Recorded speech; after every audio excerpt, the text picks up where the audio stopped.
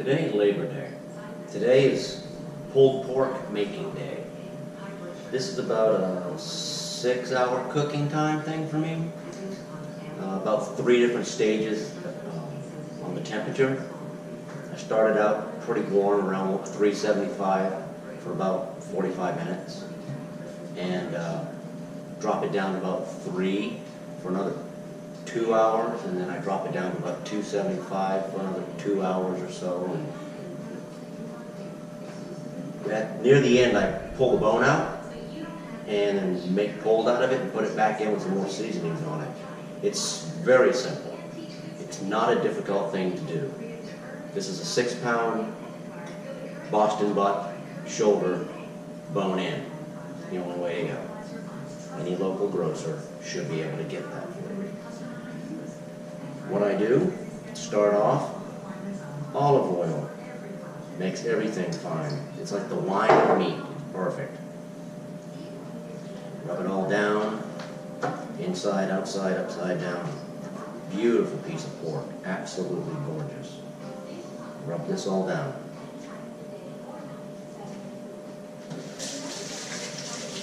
Always kick some water on your hands constantly when you're cooking. Just stay clean. The next thing is salt. I like sea salt, so we salt it up with sea salt.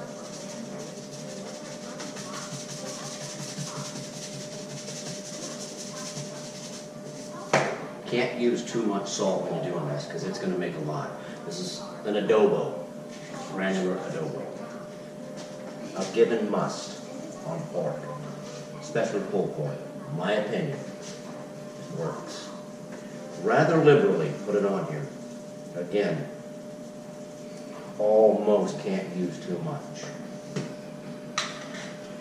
I like to go pepper also. Now all this is going to get redone when it hits the pan. I'm just kind of showing you where it can be seen better. Rosemary and thyme. And you can see the onions and the garlic in front of me. I'm going to be cutting those up and layering this thing richly with onions, and quite richly with garlic. That whole clove may go in there. It's just how it works. When you're cooking it this slow, it works. Just believe me. So, your basic roasting pan, well, you know, 9 by 11 or something, I'm not sure. But anyway, that. Aluminum foil. I always use the heavy-duty aluminum foil. That regular light-duty stuff and the short pieces of it, don't even waste your money. Just buy some real stuff. Come on, people. This creates your bed for this thing to sleep in.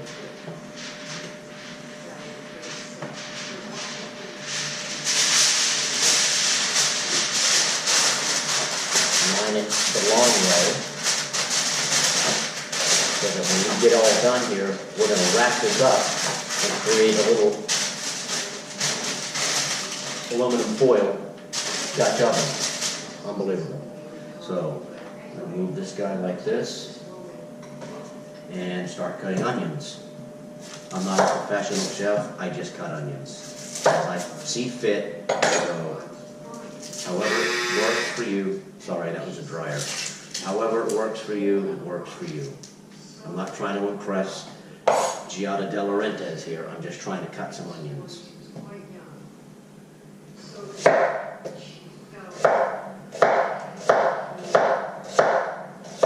About 3/16 of an inch, if you know what that is. Half a millimeter, somewhere like that. And I take these are half moons, and just layer the bottom of this so that it has this beautiful, flavoring, gorgeous, liquid-making base to sit on.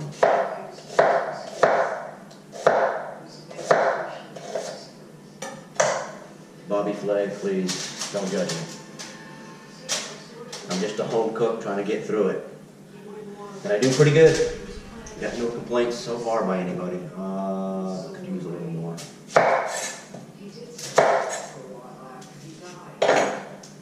Probably when I go to do the garlic, we're going to pause this. because garlic takes a while to peel. I'm not that fast at it. Again, you want speed, go to the Food Network.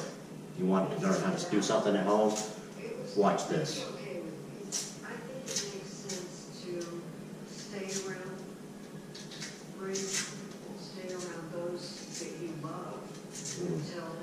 Goofy dirt on this one, so I'm going to peel it back a little bit more.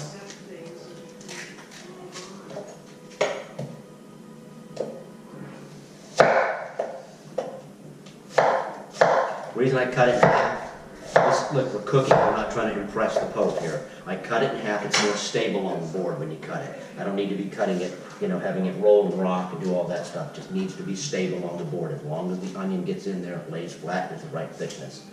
Safety and stability, there we go. All right, do a little bit more of that on the bottom, because I didn't get a lot at the bottom of that.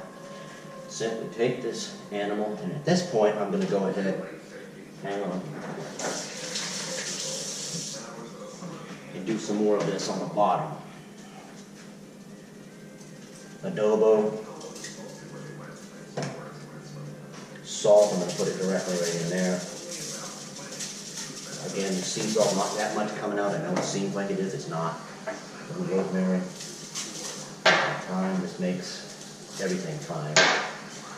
The pepper, I like pepper, works for me. Alright, put them down like this. It's a beautiful thing. Can't see it. There he is laid in his aluminum foil. Now, if you center it up, this board out of here.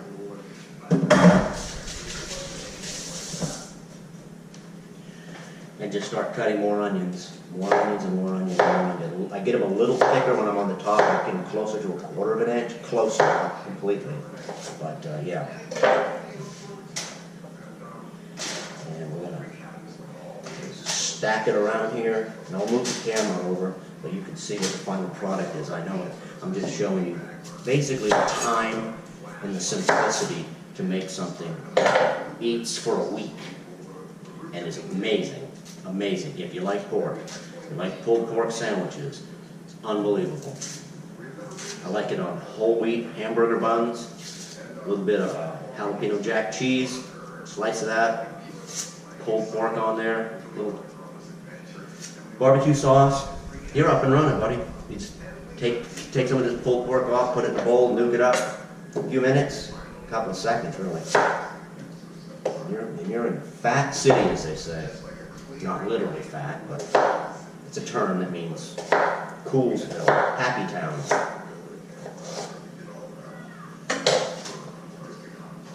Layer, layer, layer. And the olive oil and the layer of fat on this will help the onion pieces. That's the oven coming up the temperature. Set it at 350. I probably need to kick it up to 375 at this point. All kinds of beepers I know going on. Domestic life. It is what it is, right? Okay. To make this video simpler, and it's just as good. It's just as good. I'm going to go with granulated garlic. I've got plenty of it. It's absolutely just as good. Arguably, but I think it is. So just use an intelligent amount of it. This is not salted. This is just granulated garlic. That's probably a tablespoon. Again, when this all starts to break down, it's just unbelievable. This is not rocket science. This is cooking. It's just fun. It's simple. You don't have to eat out of a box or a bag. You can eat healthy, quality, enjoyable food right out of your own kitchen, made with your own hands. You don't have to be trained. Just try it. Don't be afraid. Do something. You don't have to be perfect. Like this onion, I'm making a mess out of this onion, and I don't care. It doesn't mean I'm going to go on a spree and freak out. It is what it is. Just cut it up, get it in there. It comes out in the wash, as they say, literally, almost literally. It comes out. It works. This is not supposed to be cosmetics 101. This is supposed to be cooking to live 501.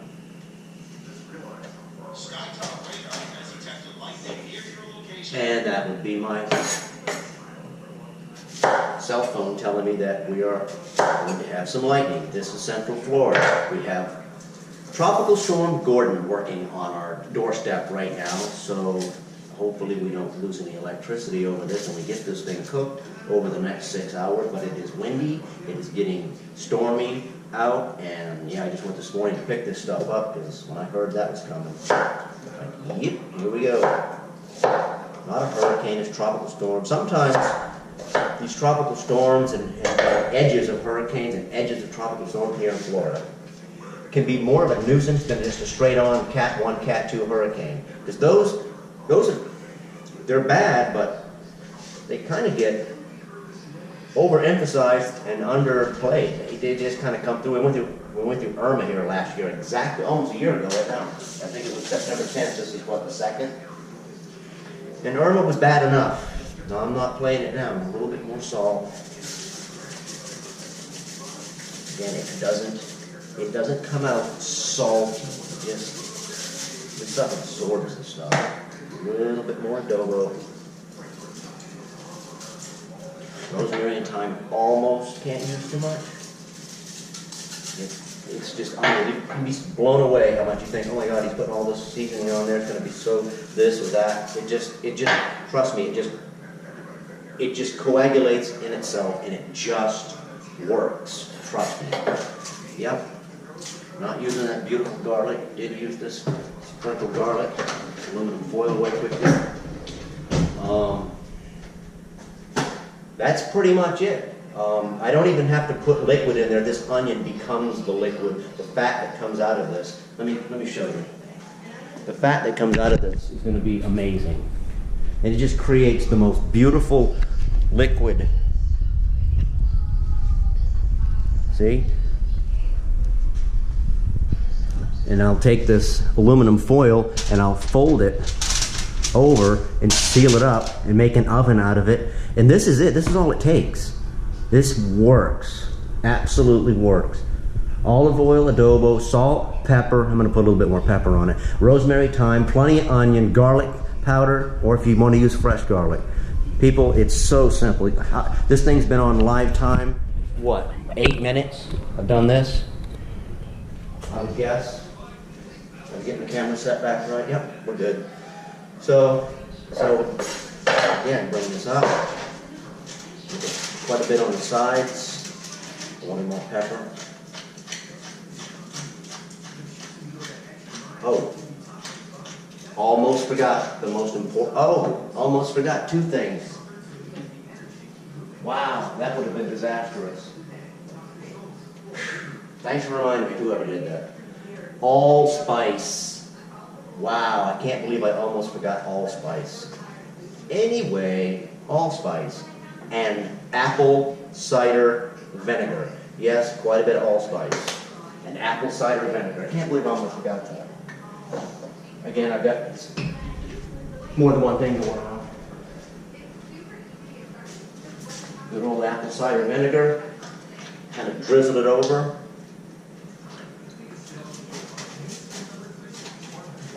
How much am I using? Probably a 1/4 cup total. A heavy 1/4 cup. So anyway, and that's 2 key things that I thought of it. I have started this, put it in the oven before, and forgotten one or the other of those, and had to pull it back out 10 minutes later and do it. So we caught it. We're good. And again, just make a nice oven. I fold the ends up first, and again, this all holds the onion. Fold it in on the sides. And I like to blend it together at the top, even, and then start.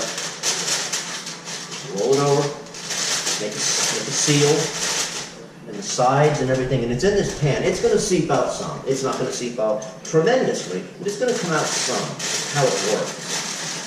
So, and that's a lot of rain that just started falling down. Thank you, Gordon.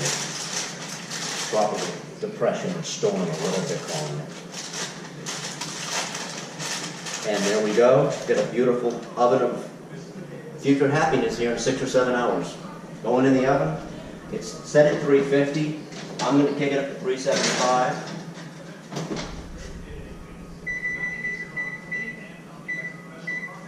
Like I said, and I like to do that, it's 12, let's call it 12:30, and that'll run till about 1 o'clock, 1:10, probably 1:10 on 375, then I'll bring it down to 325. I do it in increments, and then I'll bring it down to, after an hour, I'll bring it down to 300 and down to 275. It's not a science on the temperatures as to when you do it, it's a feel, it's a smell. I can tell about how it smells in the house and about how far it needs. I never open it. I don't go in and look at it. I don't open the oven. There's nothing to see. Leave it, let it work.